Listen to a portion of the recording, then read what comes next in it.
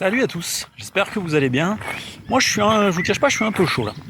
Pour le coup, l'émission Humeur de chien va bien porter son nom, parce que là, je suis pas de bonne humeur. Je vous explique un peu ce qui s'est passé. Donc j'ai eu la très bonne idée de partager mon travail un petit peu sur les réseaux sociaux. Vous l'avez vu, il y en a d'ailleurs beaucoup d'entre vous qui me suivent, merci. Et du coup, je regarde sur mon petit ordinateur tranquillement, et là je vois déferlement de messages, comme quoi je maltraite et je blesse mes chiens en direct, en vidéo. Oh merde, et je vous jure, quand tu t'y attends pas, tu vois, moi j'étais là, je pensais que j'étais un mec normal, pas trop, enfin si con, mais pas tant, tu vois, voilà. Et là, et Yoann, tu maltraites tes chiens. Ah merde, bon, voilà, ok, merci de me tenir au courant, je savais pas. Donc je me dis, qu'est-ce que j'ai fait? J'ai publié une mauvaise vidéo, parce que fréquemment je bats mes chiens, bien entendu, hein, c'est connu, mais normalement, je le mets pas en vidéo, voilà, je le fais en loose day, quoi. Donc là, je me suis dit, j'ai dû me planter, une des autres vidéos, j'ai dû les mettre, quoi. Ironie, bien sûr. Et en fait, je me retrouve sur effectivement une de mes vidéos où on me voit en train de travailler avec mes chiens. Donc voilà, et là, déferlement des ultra popos, mes amis, mes petits copains, copines en l'occurrence, ce sont que des meufs dans cette histoire-là, qui m'expliquent que je suis un vilain tradi, que j'ai rien compris aux chiens, que je suis extrêmement violent, que la violence ne mène à rien, que j'ai rien, donc tout un petit truc assez sympa. Donc j'essaye quand même un petit peu comme un con de répondre et de parlementer en disant expliquez-moi, j'ai pas vu à quel point je blessais mes chiens. Voilà, et en fait je me suis rendu compte d'un truc, c'est que à partir d'un certain moment, on voit plus, il y a le soleil, à partir d'un certain moment, en fait, ces gens-là qui sont positifs, alors je mets des énormes guillemets encore une fois sur ce terme de positif là, parce que pour moi, ce qu'ils font, ça n'a rien de positif. Je parle même pas des méthodes d'éducation qu'ils emploient avec leurs chiens. On pourra en faire tout un sujet, je m'attarde même pas là-dessus. En fait, c'est simplement que, déjà, je me rends compte qu'ils sont positifs que vis-à-vis des chiens. Leur bienveillance, elle s'arrête visiblement à partir du moment où t'as plus assez de poils, c'est plus bon. Pourtant, je laisse un peu pousser la barbe, mais j'en ai pas assez, quoi.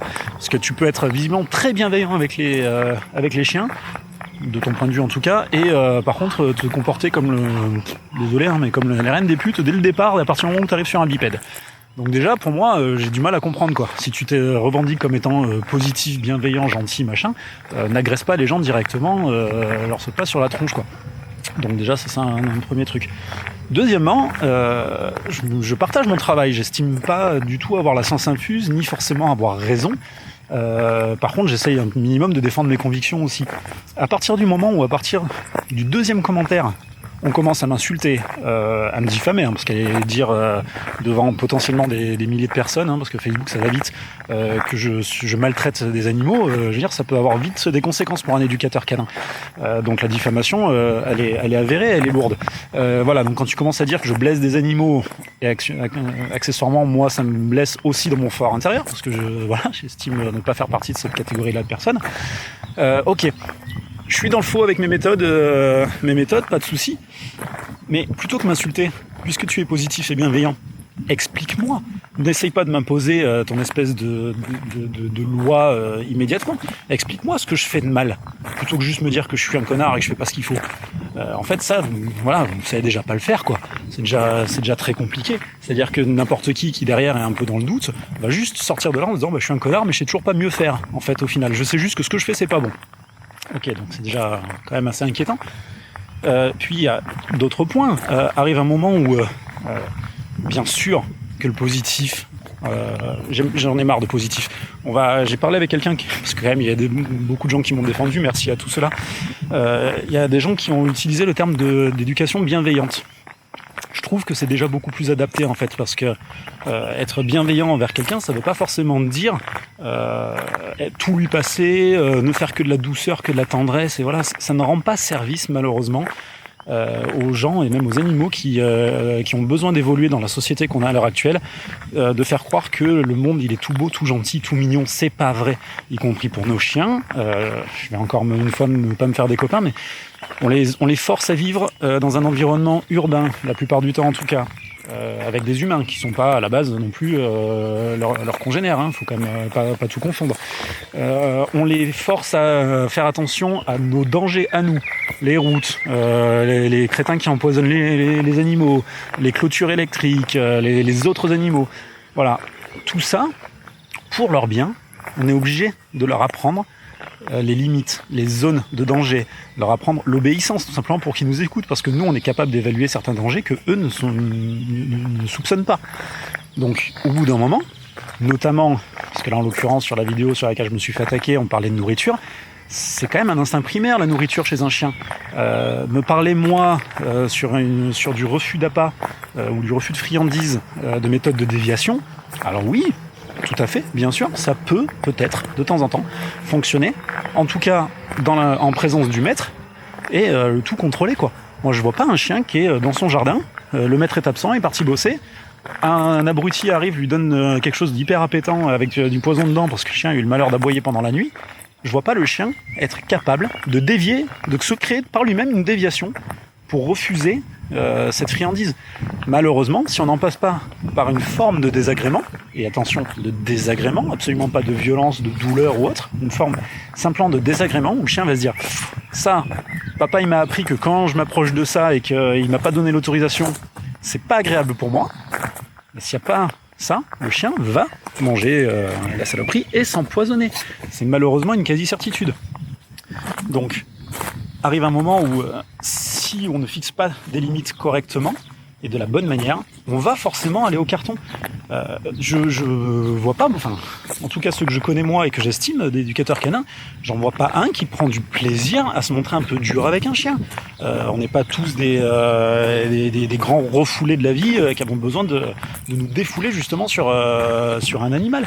Simplement, de temps en temps, du désagrément, comme on l'impose à nos enfants, parce que je sais pas si vous avez oublié, hein, mais moi personnellement, passer 8 heures par jour à l'école, le cul sur une chaise, moi perso c'était une forme de désagrément, ça me convenait pas. Par contre aujourd'hui ça me permet de m'exprimer, ça me permet de savoir lire, écrire, de parler plusieurs langues, de savoir à peu près ce qui s'est passé dans l'histoire de mon pays et des pays autour, d'en tirer des conséquences, d'en tirer mes propres leçons, j'arrive à peu près à compter. Là, je commence à être un petit peu, 11, 12, après je sais plus, mais voilà, j'essaie à peu près compter. Mais c'est passé par du désagrément. Voilà, au bout d'un moment, quand j'oublie de mettre ma ceinture de sécurité, ça fait bip bip et ça me les pète. Ben, je mets ma ceinture. Voilà, c'est un désagrément, mais c'est pour mon bien. Au bout d'un moment, il faut arrêter de penser que toute forme de désagrément est forcément l'invention d'un mec vicieux et qui a besoin de se défouler sur autrui. C'est pas forcément vrai. Voilà. Bien sûr, je vais vous mettre l'extrait. Hein. Donc, mettez les enfants un peu loin des écrans, âme sensible, faites attention. Parce que vous allez voir, c'est quand même...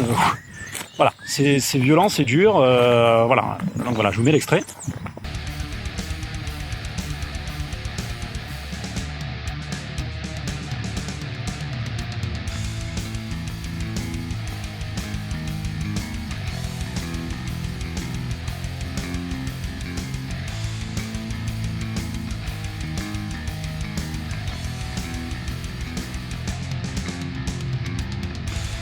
Voilà, alors je pense qu'il y en a pas mal qui ont dû signaler la vidéo du coup, hein, parce que dur, hein. Voilà, c'est voilà, clairement on voit que mes animaux souffrent atrocement. Pour les gens qui me suivent un petit peu, vous voyez, hein, toutes les vidéos où je mets mes animaux, on voit qu'ils ont des stigmates de douleur, ils ont des gestes, hein, on voit, hein, dès que je m'approche d'eux, ils se barrent, ils ont peur de moi.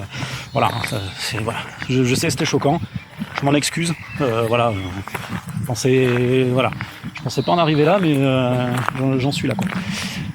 Bref, au bout d'un moment, moi je pense qu'il faut même arrêter d'en parler de cette méthode positive. Elle est complètement galvaudée.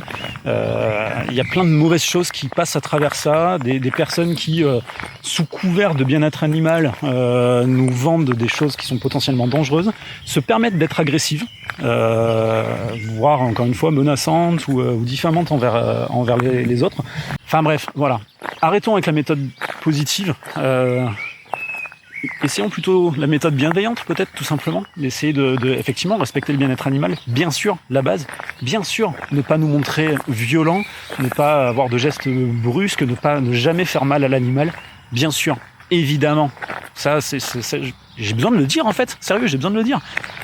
Enfin, voilà.